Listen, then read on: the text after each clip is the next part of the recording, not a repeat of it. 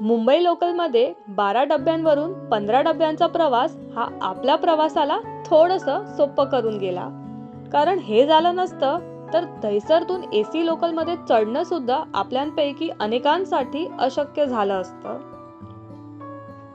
Technology आणि mobile ॲप्समधून ticket घेणं सोपं झालं आहे, पण अजूनही असंख्य प्रवासी रोज तिकीट खिडकीवर अवलंबूनच आहे.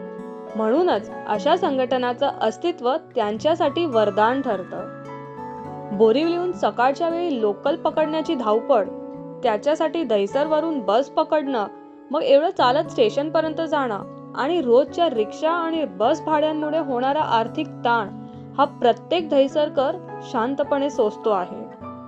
पण या सगळ्या संघर्षाच्या मागोमाग काही समाजसेवक असे आहेत जे थकून न जाता निस्वार्थपणे लोकांचं आयुष्य सोपं करण्यासाठी काम करतात.